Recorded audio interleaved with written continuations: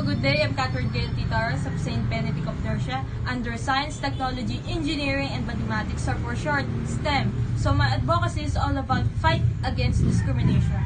First of all, what comes to your mind when you hear the word discrimination? How do you feel about it? Perhaps we are all feeling the urge of hatred and bothering thoughts. It is simply not just a bullying, but it is disrespecting, and it's a big deal. I guess every one of us experienced it at a young age or later point of our lives. As an example, I am telling you my real personal experience here. So, as a kid, I am already aware that certain things aren't really equal in this world. The sectioning system before is based on a pupil's performance, counting up to 15 sections in total. And me being lazy is at fault here, who fell into the one of the lowest section, in which, obviously, the quality of teaching is given much less attention and experience how the other students and even a few teachers look down on us. However, that being said, I worked hard and harder, and at last I belong to the highest section of the regulars and been able to escape common insults. Now, I have no intention of flexing here, just for clarification, and I am trying to say here is whatever is right, do something to stand up for yourself or for somebody. Be aware and speak up. We may not be able to defeat discrimination at all, but at least we have tried. It is a slow process, I know, but we have to try at least. It is a serious problem indeed. The fight against discrimination is ongoing all over the world because it is existing long ago, even before we are born. Indirectly or not, it comes with all the types from your race, gender, age, and even status in life. One species, one world, and yet here we are, couldn't even respect each other. All form of discrimination is different, but I tell you, the common thing is it groups people from one another to another inappropriately. According to the international research, 10% of the world's population are part of LGBT community, and a lot suffers discrimination. But we can just base everything on numbers. Now, let me ask you, do you think you become the victim once? Of course, I guess. But let me ask again, do you become the one who discriminate? You are unsure, right? Here's why. It is true that surely we start judging and mistreating others is because they speak, look, think, and dress, and act differently. Almost the same thought of question. But the difference is the situation. No one is to blame other than ourselves. We are all humans after all. But we can't use that as an excuse forever. I call it a cycle of hate, or rather, called the cycle of discrimination based on research. It begins with the discrimination itself, then the equality of treatment, of course, then the cultural impact, resulting to misunderstandings and conflict. Right after it comes with the poverty and then the stereotype. Stir everything up to the beginning over and over again. See the pattern? We may not realize, but that is because it is connected to each other. Let us now look into the victim's perspective. Have you encountered the word victim blaming? It is common among the elders to someone younger to them. Yes, the good intention is there, but I'm not generalizing here simply because there are cases that the issue went too far as to blame the victim themselves, even when the issue must focus on whom really done the wrong for more accurate description regarding this issue.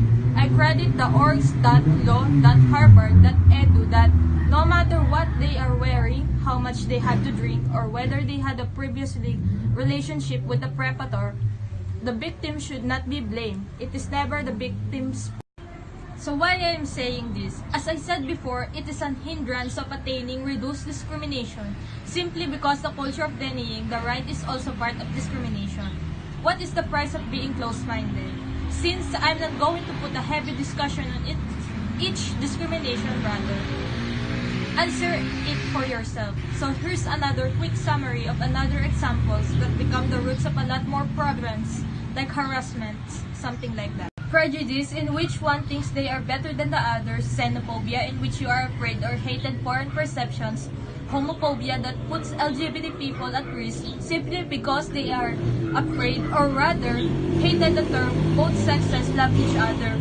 And many more, because these words are something common to most of us. That's why you can even see it for yourself every day. The news can be a big help. Try listening to them once, and you may encounter religions came into conflicts with other religions, developing never-ending wars, employees treated less favorably than their co-workers, disabled people gets rejected, politics in which women is always degraded by men, or the issue of who can vote, elders unable to get jobs, foreigners and OFWs being abused, gays and lesbians getting judged, white men and black men killing each other. Now, look at the result of all of this. It seems pointless, right? As you heard the news, it is commonly occurring at workplaces, shops, schools, and even clubs. As a person, what do you think is the most possible way to change for the better? I have these steps that I came into mind and few book researches. First, you see, it is important to determine our lives and actions and how these misconceptions are developed by our own minds and how the society continues to promote such things. The next step is to acknowledge what we're actually dealing with. It's good to remind ourselves that most situations are a mix of good and bad and weird, and that's pretty normal among us. The acceptance comes in handy simply because we deny the fact that everyone is unique. This does not mean that the word accept means supporting based on preference. You're simply allowing everything be everything as they are. Finally, practice positive thoughts. Calmer relationships with others comes from calm mind. Look at everyone into a better view of the future other than negative thinking. Well, these are the basics. The deeper situation like serious abuses are handled by the law. According to ASEANSleep.com, where the Philippines have this bill of the Anti-Discrimination Act of 2017. It seeks and ensures that no one shall suffer discrimination on the basis of gender, sex, age, sexual orientation, gender identity, gender expression, civil status, and even HIV status, as established by human rights standards. We are protected by the government and the law itself. We have human rights on our side forever, as it is ever since we are in our mother's belly up to our last breath. It's up to us whether we stop and rethink our futures. We speak up or stay as a victim, in which of course depends if it is a life-threatening to speak up. But take note, justice will prevail, so being afraid is an excuse.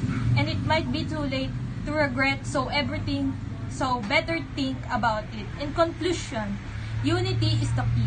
It is a slow process indeed, because all of us is human. We are all the same being, that's why we are all affected. Think twice and start the change by ourselves. Be mature and understand what it's like to be in someone's shoes and change ourselves. Because mental health is at risk. That's why be careful on whatever you wanted to say, jokes or not. Think before you click, they said. And as for physical health, does hurting someone solve anything? It's not always easy to adjust to what do we think is right and wrong, but possible to become more relaxed to everyone around us, and that aids sense of our lives and world we live in. The struggle is real, I know, and that is the reality. But what's important is we are progressing and developing. Proper spread of awareness that discrimination is illegal can decrease impact on our society. Let us be the tool for our future, where we are comfortable of our own skin, living a life with less absorbed standards for a happier future for the next generations. It may sound perfect, but somehow it can never be. But who knows, right? All dreams only work with effort and investment of time. That's all. Thank you for listening to my advocacy.